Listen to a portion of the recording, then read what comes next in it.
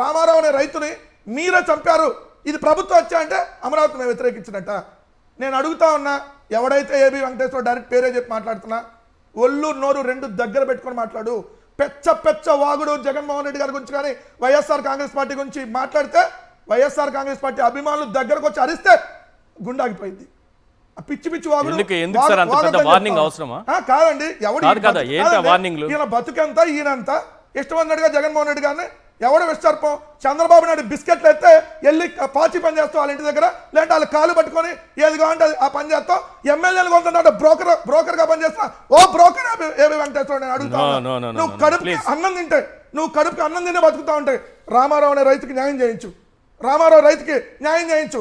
మిగిలిన రైతులకి ఇంకా ఏదైతే గుండె పట్టుకొని ఎప్పుడు గుండె ఆగిపోయిద్దో ఈ చంద్రబాబు నాయుడు తీసుకునేటటువంటి ఈ గాలి డెసిషన్ వల్ల అని చెప్పి రైతులు ఏదైతే అమరావతి రైతులు ఈరోజు ప్రాణం అరచేతిలో పెట్టుకొని ఉన్నారు కదా, వాళ్ళ దగ్గరికి వెళ్ళి న్యాయం మాట్లాడు.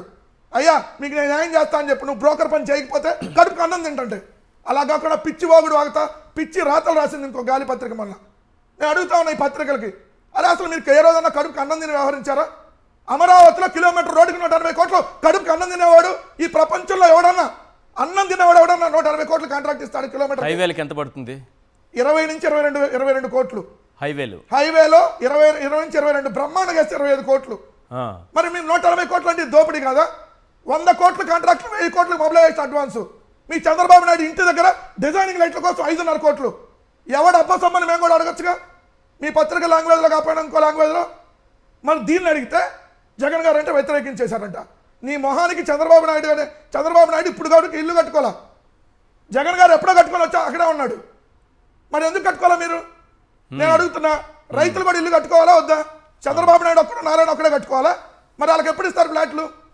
ఇది అడిగితే మేము ద్రోహులమా? నేను ఒకటే చెప్తా ఉన్నా, చంద్రబాబు నాయుడు గారు మీరు ఎంతమంది ఊర కుక్కలు పంపినా, ఊర పందులను పంపించి మా మీద దాడి చేసినా మేము అమరావతిలో జరుగుతున్న దోపిడీని క్వశ్చన్ చేస్తాం. అమరావతిలో మీరు చేస్తున్నటువంటి భూ దోపిడీ అమరావతి పేరుతో అప్పులు తెచ్చి రాష్ట్రాన్ని సర్వనాశనం చేస్తుంది.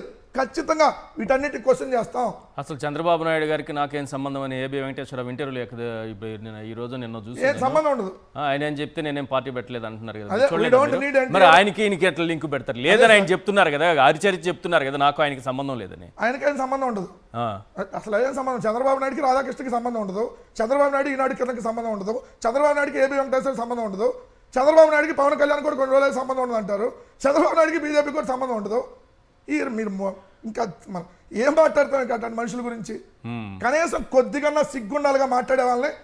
అమరావతికి నిజంగా ప్రధాన అడ్డంకి ఈ రోజు చంద్రబాబు నాయుడు తీసుకున్నటువంటి నిర్ణయాలే. అమరావతి నిజంగా అలా జగన్ గారు చెప్పినట్టుగా 500 ఎకరాలు 1000 ఎకరాల్లో ప్రభుత్వ భవనాలు నిర్మించేస్తే అసలు ఇంత రచ్చ ఉండదు, ఈ గోల ఉండదు, ఇంతమంది రైతులు ప్రాణాలు పోయేది ఉండదు, ఇంత ప్రభుత్వం మీద బడ్డెన్ ఉండదు. ఇది మేము చెబితే అమరావతి ద్రోహులు అంట. ఇవన్నీ మాట్లాడితే అమరావతి ద్రోహులు. లేదా చంద్రబాబు నాయుడు గారు మీ భూదాహం సరిపోతే 3వ విడత 37 ఎకరాలు, 4వ విడత 47 ఎకరాలు ఆ నెల్లూరు తడదాకా తీసుకోండి అంటే ఎస్ శబాష్ అంట. అప్పుడు తడదాకా ఎందుకు తీసుకుంటారు సార్? తడదాకా ఉంటుందా? సరిపోతే తమిళనాడు కూడా అడుగుతారు, సరిపోవట్లేదు మాకేమన్నా ఇవ్వండి, అవసరమైతే మీకు 1 లక్ష కోట్లు. ఇప్పుడు 54,000 ఎకరాలు సరిపోలేదని ఇంకో 20,000 ఎకరాలు తీసుకుంటారు. ఇంకో 2వ విడతలో 3వ విడతలో ఇంకొక 25 తీసుకుంటారని మీరు దాటి వెళ్ళిపోతారు. అమరావతిని దాటుకొని తడవరకు వెళ్ళిపోతారు. చెప్పిందే కదా, ఏమన్నాడు? 34,000 ఎకరాలు తడవరకు ఎందుకు పోతారు? అట్లా అనడం కరెక్టేనా అని ఆయన ఏం చెప్పాడు సార్? చంద్రబాబు నాయుడు చెప్పింది ఏంటి? ఇది ప్రపంచ స్థాయి నగరం, అందుకనే 54,000 ఎకరాలు సేకరించా అన్నాడు. మళ్ళీ ఇప్పుడు ఏమన్నాడు? 54,000 ఎకరాలకు ప్రపంచ స్థాయి నగరం అవదు, మున్సిపాలిటీ అన్నాడు. మళ్ళీ ఇప్పుడు ఇంకొక 54,000 తీసుకుంటే కార్పొరేషన్ అయింది, మళ్ళీ ఇంకో 54,000 తీసుకుంటే అప్పుడుగా ప్రపంచ స్థాయి అయ్యేది. ఆయన దృష్టిలో ఆయన చెప్పిందే కదా. రాష్ట్ర స్థాయి కావాలి కదా, జిల్లా స్థాయి కావాలి ఫస్ట్, తర్వాత రాష్ట్ర స్థాయి కావాలి, తర్వాత దేశ స్థాయి, ప్రపంచ స్థాయి తర్వాత. క్లియర్ గా ఈరోజు మీరు చెప్పిన సెల్ఫ్ ఫైనాన్స్డ్ సిటీ, రైట్, అదేమైంది సెల్ఫ్ ఫైనాన్స్డ్ సిటీ? ఇప్పటి వరకు అమరావతిలో మీరు తెచ్చినటువంటి అప్పులకి అంతకుముందు 5,500 కోట్లు, ఇప్పుడు 47,000 కోట్లు, మొత్తంగా దాదాపు 53,000 కోట్ల అప్పుల్లో ఒక 5 రూపాయలన్నా ఈ అమరావతిని తీర్చారా? Simple question. 55,000 కోట్ల అప్పుతో సెల్ఫ్ ఫైనాన్స్డ్ సిటీ నుంచి 5 రూపాయలన్నా వడ్డీ కట్టారా? 5 రూపాయలన్నా. మరి ఎక్కడ సెల్ఫ్ ఫైనాన్స్డ్ సిటీ? 1 ఎకరం మీరు ఇప్పుడు దానికి సంబంధించి ఏం చేసింది లేదు. ప్రపంచ బ్యాంక్ కూడా అదే అడిగింది కదా. సో అమరావతిలో మేము భూ దోపిడీకి, చంద్రబాబు నాయుడు గారు చేస్తున్న భూ దోపిడీకి వ్యతిరేకం. ఇది క్లియర్ గా జగన్ గారిని వైఎస్ఆర్ కాంగ్రెస్ పార్టీ స్టాండ్ ఇదే. అమరావతిలో మీకు అధికారం ఉంది, ఎంతవరకు మీరు అభివృద్ధి చేయగలరో అప్పులు తెచ్చి నెత్తిన పెట్టకుండా అభివృద్ధి చేయమని కోరుతా ఉన్నాం.